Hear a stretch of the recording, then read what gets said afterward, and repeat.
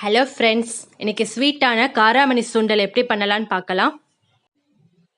இப்போ நான் ஒரு டம்ளர் காராமணி எடுத்திருக்கேன். அதை 3 hours ஊற வைக்கணும். ஸோ ஊற வைக்கிறதுக்கு முன்னாடி இந்த மாதிரி ஒரு வானலியில் அதை போட்டு ஃப்ரை பண்ணிடுங்க. நல்லா சூடாகிற வரைக்கும் ஃப்ரை பண்ணால் போதும். இப்படி பண்ணோன்னா அது சீக்கிரம் ஊறிடும். அதுக்காகத்தான்.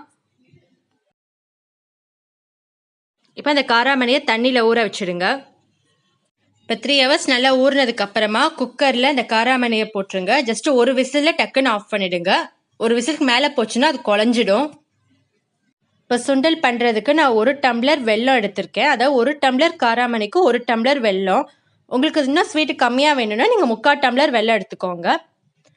கொஞ்சமாக துருவின தேங்காய் எடுத்துக்கோங்க.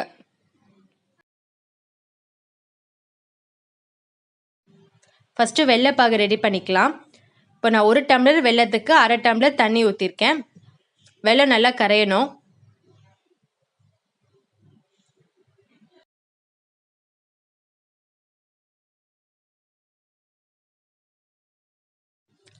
வெல்லம் நல்லா கரைஞ்சிடுச்சு.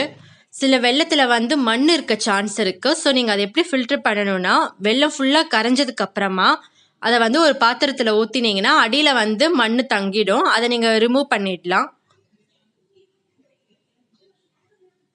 இப்போ நான் ஆர்கானிக் ஷாப்பில் வெல்லம் வாங்கியிருக்கனால அது பியூராக தான் இருக்குது. மண் அதில் இல்லை. பாருங்கள், மண் எதுவும் இல்லை.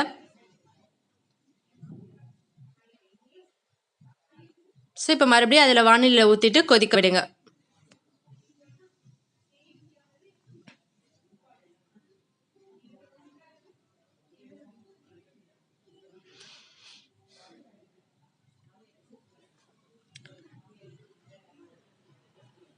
இப்போ வெல்லம் நல்லா கொதிச்சிட்ருக்கு. வெள்ளைப்பாகுக்கு எதுவும் பக்குவம் தேவையில்லை. ஜஸ்ட் நல்லா கொதிச்சா போதும்.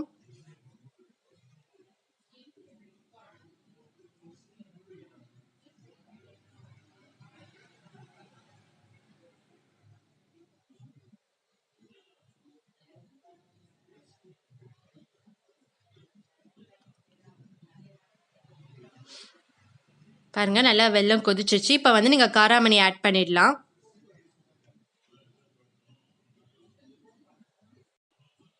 இப்போ நல்லா மிக்ஸ் பண்ணிக்கோங்க காராமணி அதில். இப்போ இது அந்த வெள்ளைப்பாகு நல்லா திக்காகிற வரைக்கும் நல்லா கிளறிட்டே இருங்க.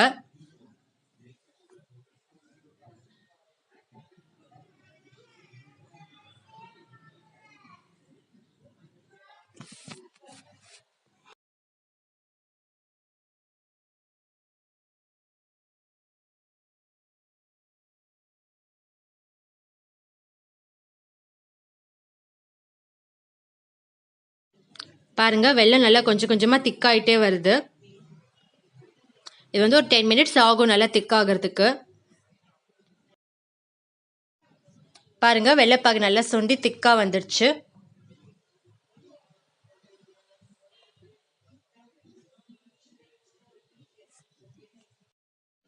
வெள்ளைப்பாகு நல்லா திக்கானதுக்கு அப்புறமா தேங்காய் ஆட் பண்ணிடுங்க. நல்லா அதோட எல்லாம் மிக்ஸ் பண்ணிக்கோங்க தேங்காவை.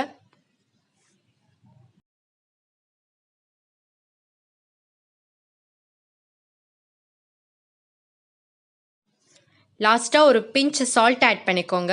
சால்ட் எதுக்குன்னா சுண்டலுக்கு அந்த ஸ்வீட்னஸை நல்லா தூக்கி காட்டும். கொஞ்சமாக ஏலக்காய் பொடியை ஆட் பண்ணிக்கோங்க. அது சுண்டலுக்கு வாசனையை கொடுக்கும். இப்போ எல்லாத்தையும் சேர்த்து மொத்தமாக மிக்ஸ் பண்ணிடுங்க.